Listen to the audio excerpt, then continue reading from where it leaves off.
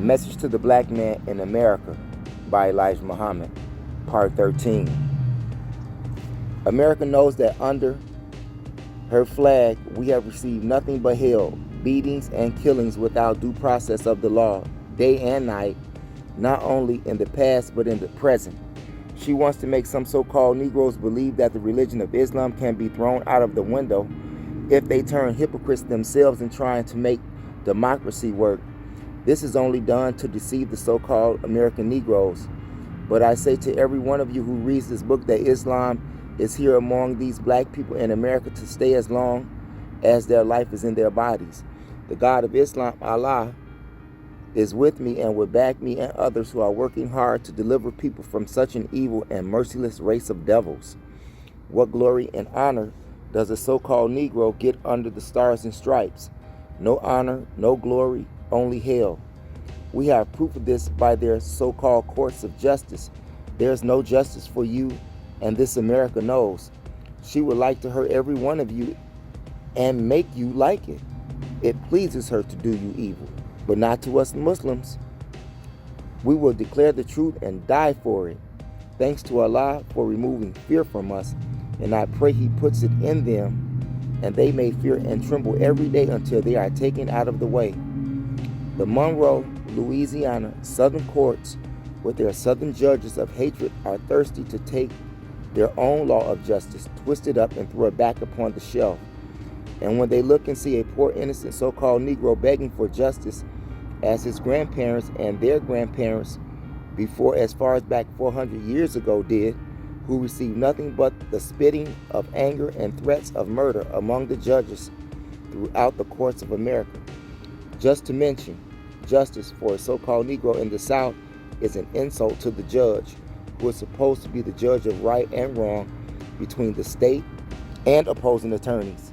He becomes a more vicious enemy against the so-called Negro than the prosecuting attorney when he sees the so-called Negro stands before him. The so-called Negroes does not have justice under the law, not only in the South but anywhere in America. As I plainly stated in Washington, D.C. in 1959 in the U-Line Arena before 10,000 people, everything has failed us as far as justice is concerned. The Department of Justice in Washington, the churches, the priests, and the preachers have all failed the so-called Negroes. We, the Muslims, were and are still being persecuted in Monroe, Louisiana, and throughout North America for what we teach of these two flags, Islam and America, and especially because of the following words that you would find on a blackboard in most of our regular meetings. Which flag will survive the war of Armageddon? Armageddon is the final war of judgment and separation of the righteous from the wicked, of which I am sent to teach. This is a question that is asked of the mentally dead of my people in America, the so-called Negroes. This question is to show the answer that he fully agrees that the sun, moon, and stars will survive the cross, or the flag of America known as Stars and Stripes. Everyone who is asked this question answers that the crescent will survive. America's flag and the emblem of Christianity, which is a cross, will fail. A fool knows that the sun, moon, and stars will survive any nation. Then comes the next question. Since you believe that the crescent will survive, why not Islam and the flag of the crescent emblem, which represents the sun, moon, and the stars? We are doing the work that is well known among all the learned whites and blacks, the resurrecting of the mentally dead so-called Negroes to give them divine knowledge of self, of Allah God, and of the devil. In the past, we have been taught that Allah God and the devil were something other than human, while the truth from Almighty God, Allah, who is now among us in person, makes it clear that these two characters are human beings. I am not referring to the wise who already know these things, but to the ignorant and foolish.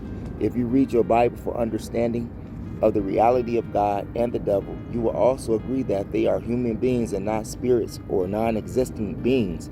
They exist. I have not the time or space to go into details. That is a crime, or that these words, which one, meaning the American flag or the Islamic flag, will survive the Armageddon war, a holy war, the end of wars, are considered a crime or a teaching to incite insurrection, or revolution to take America by force cannot be proven to be true by anyone who read this or may have attended one of our meetings. If Troy X. Cade is guilty of teaching insurrection against the government, then I am guilty because I am Troy's teacher.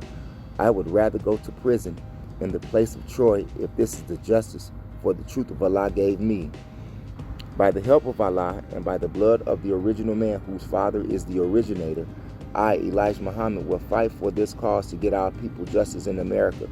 And by the help and power of Allah, the power that is in the universe, the power that is in the nation of Islam, and the power of every atom that is bound in the planet Earth and that is bound in other planets. What angers America is just the idea of her 400-year-old slave now wanting to go over to the paradise of freedom, justice, and equality under the crescent and divine religion of Islam, where they will have sincere brotherhood and friends throughout the civilized world. You may know of the incident that took place on April 27, 1962 in Los Angeles, California, between the Los Angeles policemen and my followers. One of my followers, Ronald T.X. Stokes, was killed outright while his hands were raised and with nothing on him to do anyone harm. Every one of the brothers was unarmed when nearly 100 policemen swooped down upon them, well armed, out of the darkness of the night to kill the believers of Allah and his religion, Islam, and to stop the spread of Islam. On that fateful night, one of the policemen's bullets paralyzed one brother for life, and others received serious wounds in the chest and private areas. They were all shot down for no reason other than that the devils wanted to kill the righteous, as they have done in the past to the prophets and followers from Moses to Muhammad. And after shooting down 6 unarmed worshippers of Allah, and with one dead, they felt happy to boast that they had killed one of my followers. The same devil policeman who killed that follower said he shot the other and was trying to kill them all. Again, the same devil was not wounded or even scratched by any of the Muslims who were not armed and had nothing to do with which to retaliate against such a sudden attack by the murderers of our fathers and mothers, and now the murderers of us. For 32 years, I have been trying to teach my people, the so-called American Negroes, the way of peace, and I have a record just that long in trying to live in peace with our open enemies. I have even warned my followers never to be aggressors, as the religion of Islam teaches us that we cannot teach peace and then be the first to break peace with carnal weapons. I know who the fight belongs to. It belongs to Allah God. Allah wants to make himself known in the Western Hemisphere, that he is our God and has come to save us from the hands of our enemies and place us again in our own country and among our own people. He has said that he would do this job of delivering us and destroying those who have destroyed us. This is prophesied almost throughout the Bible. He further said that there is no way of getting along with the white race in peace. They have been found by the scientists of Islam to be disagreeable to live with in peace. The 12 scientists met to confer over the possibility of returning us, the lost found in the wilderness of North America, to our own. This can and will be done, or the prophets could be called liars, and liars they cannot be made, for they deliver the words of Almighty God Allah of his message, and that message is from the Lord of the worlds, Allah, who cannot lie. In Detroit, Michigan, when we were first attacked outright by the police department in April 1934, we were also unarmed. There were no deaths on the part of the believers, however. They fought back against the policemen who attacked them for no just cause whatsoever, but they wanted our Muslim children to go to their school. We refused to let the children take their first course in the public schools, although the high school children and the upper teens could do so, but let us shape our children first. This was the first cause of the attack at the time, and Allah was with us, and we had been peaceful there the whole while. However, it was said after the battle with my followers, who had nothing to fight with but their hands, that there was hospitalization on both sides. There was no loss of lives on the side of the Muslims, and not a gun was fired by them. The lieutenant of police The captain and the commissioner of the police had warned them to not use firearms against us because we were not armed. This was true. But when the battle was over, there was more of them hospitalized than there were of us. 1 year later, here in Chicago, in the police court on the 11th and State Streets, there was a complaint made against one of my followers concerning his children going to our school, the University of Islam.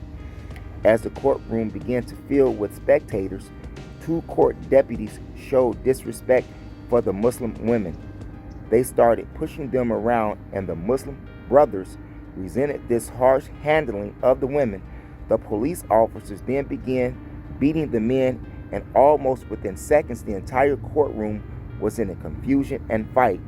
When the battle was over, the police captain lay dead from a heart attack, and others were wounded by their own gunfire. They opened fire upon my followers point blank in the courtroom because of their Muslims seeking justice in the charge that was made against us and our school, as in Detroit, Michigan the previous year. In Detroit, Michigan, the police department charged us with contributing to the delinquency of minors involving one of our students, Sally Allah, who had left the public school and had come over to the University of Islam. They charged us with going back to the various school grounds, begging our poor black children to leave the white schools and come over there to their own. This is when they made the charge of contributing to the delinquency of minors. The records are in Chicago to date for anyone to read. Now, 1 year later, in 1935, here in Chicago, Illinois, they attacked us on nearly the same charge. They wanted to school our children. They wanted them to go to their public schools. We know that the kindergarten children and first graders once in Islam cannot be taken into Christian schools without having to suffer mockery and attack from the Christian children and from the Christian teachers who hate Islam, the God of Islam, and the prophets of Islam. Therefore, we believe that to keep peace with the Christians, we must teach our children in their own schools, although they may study the same textbooks. And this will prevent clashes between the Muslims and Christians over the truth of history of the people and the spiritual guidance and messages that Allah has revealed to me. He said the message of Allah is bringing about one of the greatest reforms for a better life to the American so-called Negroes, greater than it ever did for the Arabs 1400 years ago. I will compare this reform here with that of the Israelites under Moses 4,000 years ago to prove the teachings of Almighty God Allah of the white race being made the devils from the beginning, and they are not the ones who seek peace. They only use the word peace to deceive the black people to get a chance at making mischief among them and causing bloodshed. Know that by nature that black people are for peace, and know by nature that the white people are for war, bloodshed, and are destroyers of high morals. They refuse to show any respect to their peaceful, free slaves in America today. In 32 years, they have learned that my followers are not armed. They have learned that the God of peace is with us by watching great mass meetings of ours and never seeing even a dispute arise. If the white race were for peace, they would thank God for raising up in their midst a peaceful people who do not desire to make any mischief among them. Here we have the NAACP, CORE, and various other organizations before our eyes who attempt to try achieving their aims of asking for freedom, justice, and equality with the slave master's children without weapons, without anything harmful. They lay down at the feet of the vicious, weakened, human-like beast, only to be kicked and stamped upon and have dogs sicked on them to rip their flesh apart and poison them with rabies. They have no respect for people who want to be at peace with them. They have no respect for the laws of justice. They have made trouble all over the world with people who were at peace among themselves until the white shadows of the troublemakers spread out over them. We have this history that they themselves have written of self, bearing witness to what I am teaching today. We must be done since we cannot get along with them in peace. Dear brothers in the Nation of Islam, and especially my people here in America, where we live with the worst enemies of Islam and the peace of the world, It should be clear to you that after the attacks that have been made upon us and are still being made by the brutal American police forces with FBI harassment and persecution, that Allah has manifested the white race of America to be nothing but a race of devils. We are forbidden by Allah to carry weapons. It is well known that it is our rule no armed person is to sit in our meetings, and because of this rule, we have been successful in enjoying a peaceful assemblage wherever we have gone. But it has again been made clear by the hostile act of Flint, Michigan Police Department against our peaceful assemblage. The devils do not respect anyone's peace. Because of this, we shall never again permit white people to sit in our meeting, armed or unarmed. This does not include the Turkish people, Chinese, Japanese, Filipinos, those of Pakistan, Arabs, Latin Americans, Egyptians, and those of other Asiatic Muslims and non-Muslim nations. All Black Americans or non-whites are welcome to our mass meetings. We will soon make a try at converting and uniting all the originals of this Western Hemisphere. All Black Americans, even those who have a few drops of black blood in them, must unite under the crescent and try to save ourselves from the doom of the enemies who have ruled and killed us for the past 4,000 years, and especially during the last 400 years. For they have covered the earth and the sea with their death-dealing rule over the aboriginals of the earth since they left the confines of Europe. And now to their latest outrage in Flint, Michigan.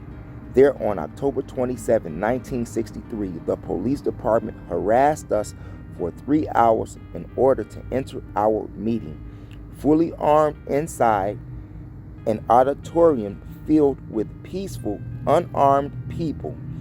This proves beyond a shadow of a doubt that there is no justice nor peace for our black people in America, whether they be Christians or Muslims.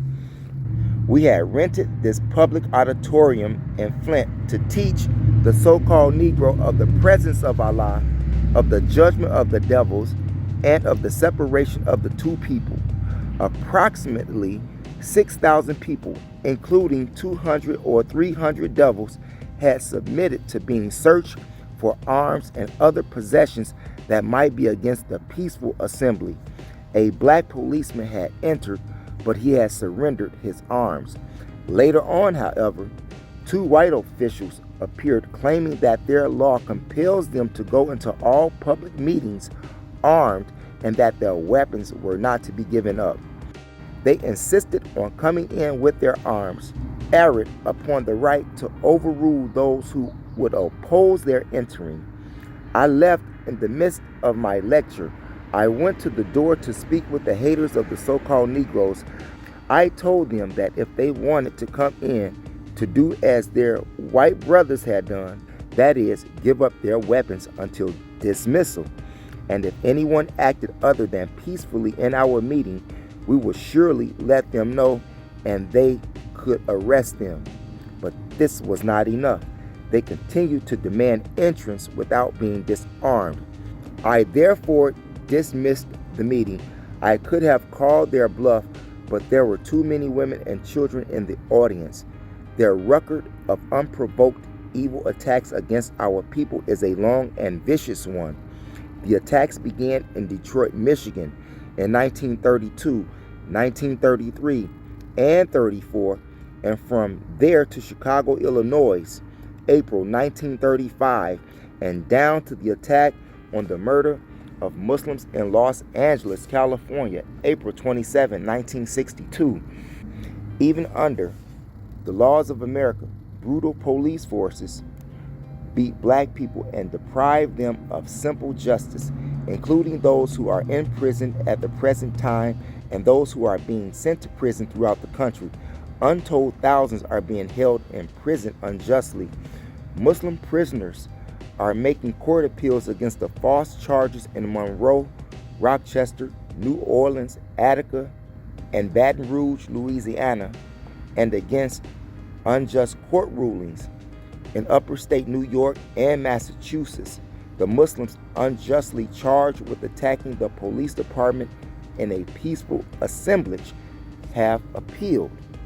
The so-called Negroes of Birmingham, Alabama, would have been justified by the law if they had killed every dog sicked upon them by the hired tax-paid policemen, for the taxpayers did not hire dogs to police their lives and property. And if the policemen had fired upon those who defended themselves against the bites of savage dogs that the police department trained expressly for the purpose of attacking so-called Negroes, they would have been justly justified by God and the divine law of self-defense to fight and defend themselves against such savage dog and human attacks. Surely the American so-called Negroes would have God and the world's sympathy on their side if they would take the right steps or actions. The present actions being taken by them are wrong, for this action consists of demanding that the slave masters accept their slaves, so-called Negroes, as their equals and as equal shares in whatever the master has, such as social respect, which will destroy both as a people, an unequal share in the government, decent housing conditions, and equal employment. Do they not deserve it? No master of anything can accept an unequal as his equal. This law of nature is divinely respected. If they, Martin Luther King and his followers, would accept the right way, which is the belief in Allah as God and Islam as a religion, and demand a place on this earth for our 20 million or more people that they call their own, I would demand that every one of my followers join forces in a minute. And if what they are asking for would be granted to them, it will only be short-lived. Nothing permanent is in it for the so-called Negroes. It would be very foolish for a leader of 22 million once slaves to ask for temporary employment from their slave masters' children, who now use the 22 million for sport. Sicking dogs on the so-called Negroes was done only for sport, to see the frightened so-called Negroes run for their lives. But as soon as the so-called Negroes turned upon the dogs and policemen with stones, Washington, D.C. ordered the army to intervene, not to help the so-called Negroes against the white Southerners, but to help the white devils against the so-called Negroes if they tried to defend themselves. But as long as the dogs and the policemen were biting and clubbing black so-called Negroes, it was all right.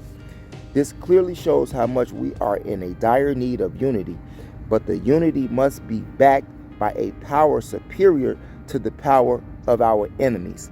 This power is in Allah and the Nation of Islam, whose arms are outstretched.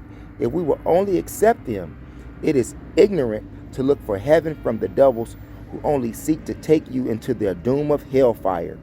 They, Reverend King and his followers, want the rights that the Constitution offers to white citizens, but they are learning the hard way that the Constitution does not apply to the black slaves with respect to the right to vote. Certainly, there is power in voting if there is a justice for the so-called Negroes, but the crooked political machine of America can always keep the once slaves free slaves. Who prepares and teaches politics? Is it not the white man, the enemy of the so-called Negroes? Who would the poor so-called Negroes vote for? Would it not be for a white man or a black man whom the white would back? We could not hope for anything but more bloodshed at the polls in seeking justice from crooked politicians.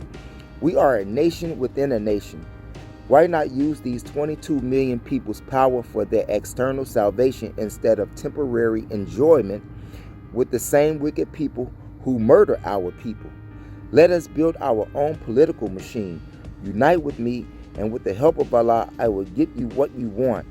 And I know what you want, for I am your brother.